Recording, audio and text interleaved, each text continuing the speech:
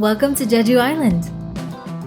A sanctuary for nature lovers and adventure seekers, this island never fails to amaze me whenever I come to visit.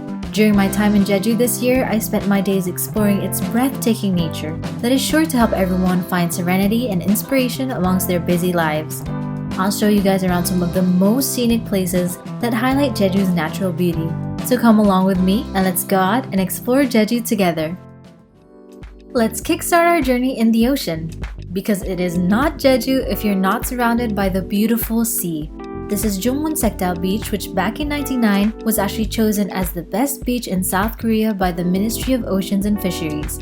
Up to this day, it is still a very popular spot, both for relaxing activities like swimming, but also for more adventurous appeals like parasailing, water sports, and jet skiing. Personally, I think the best way to fully experience Jungmun Saekdal is to swim. So after donning my swimsuit, it was time to have fun in the ocean. Okay, I am now in my swimsuit and it's officially time to go out and swim and enjoy the water. Let's go! We spent a few hours in the water and I highly recommend visiting Jungmun Saekdal if you want to have a fun time while still being able to admire Jeju's island scenery and natural landscape.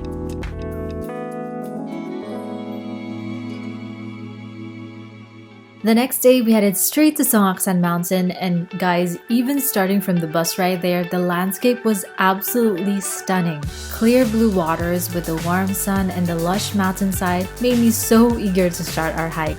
Songaksan Mountain is an orum, that's the Korean term for a volcanic cone. It's a very favorable hiking course as the route is not overly strenuous, but the views you get while hiking is nothing short of spectacular.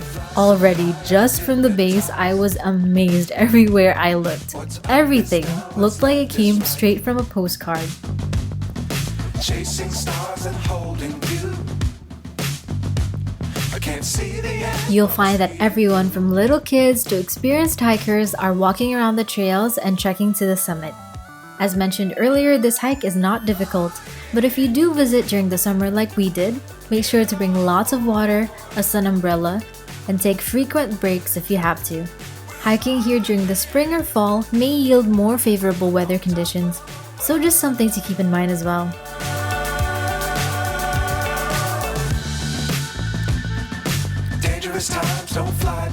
I highly recommend you guys to take frequent stops over here. No matter what season you come here, the view is just spectacular. Like every time you stop at a certain point, you have to look around.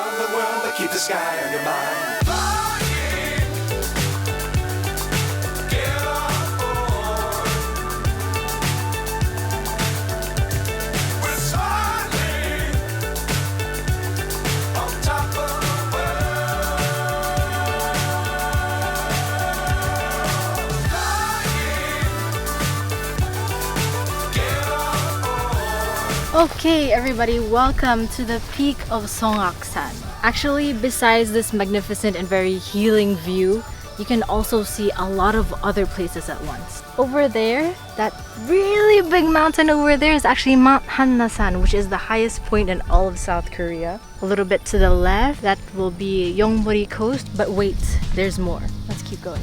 Let's have a circular tour, a panoramic view. Over on this side is actually something really special as well. There's actually two islands that are really close to this area. So that one right there is Gappado, and then right there is a small island that's Marado. So if you ever have enough time, you might want to stay in this area. You can hike up Songaksan, and you can also take a day trip to both Marado and Gappado. For now, we're just gonna take a break here at the top with this beautiful view, and then we are gonna head down under because Jeju Ole Trail number 10 actually continues through here, so that is what we're gonna do. Beautiful.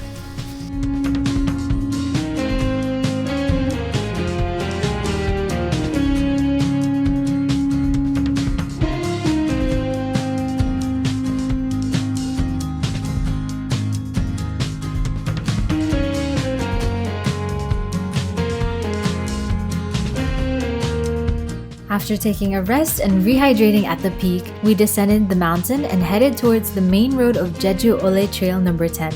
still cocooned by the majestic nature surrounding us on all sides. is actually part of Jeju Oli Trail number 10. First off, I wanted to explain what the Jeju Oli Trail network is. It's a trail network of 27 different trails all around the island. 21 of them are on the mainland of Jeju, but the rest are actually on neighboring islands like Gappado. There's actually a Gappado trail. Maybe next time if I get to go to Jeju, I'll go on that one. I think it's a great way to see the island very leisurely. You can just stroll around and see so many different sites that you can't normally see if you commute and take the bus. You miss a lot of stuff actually. There's so many good spots that you can see on the Oli trails. If I lived in Jeju, I would probably do all the trails. But for now, we have a time limit, so we'll take it slowly and we'll start with this number 10.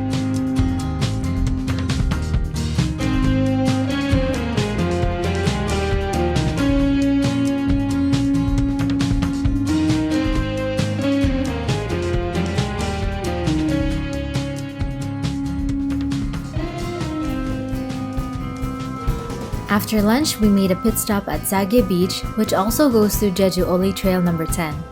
You can also swim here and enjoy the seaside with a stunning backdrop of Songaksan Mountain.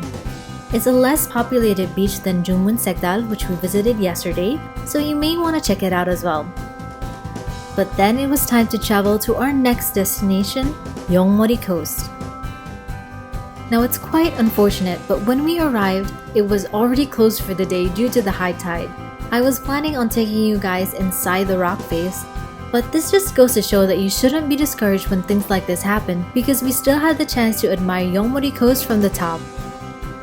Yeong in Korean means dragon and Mori means head. It is said that the rock formation resembles a dragon jumping head first out of the water, which we can all agree is really cool. The layers of rock here is actually a key point because more than 1 million years ago, the oldest volcano in Korea erupted and resulted in the Yeongmeori rock facade. So all of that lava stratified to create those different layers.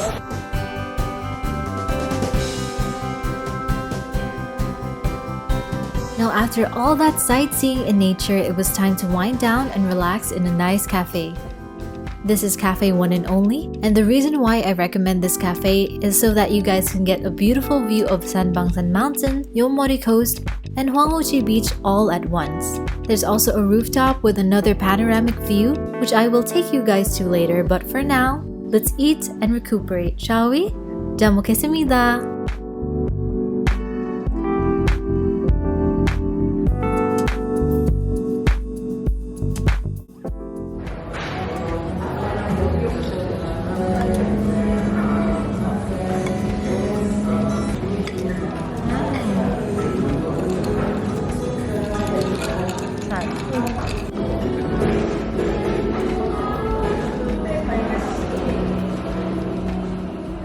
Okay, so now that we're full, let's head to the rooftop.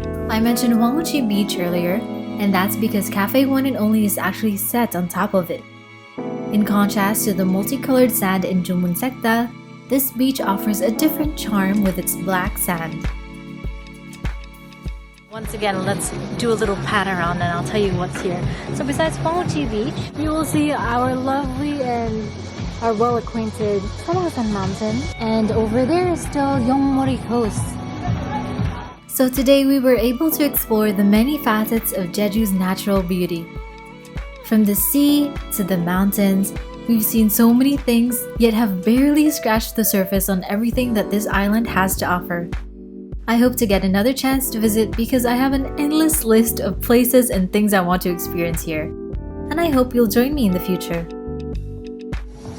Okay guys, so that is it for our nature-loving Jeju itinerary. Thank you to Jeju Tourism Organization for working with me on this video, and I hope to see you guys soon once again here in Jeju. See you next time!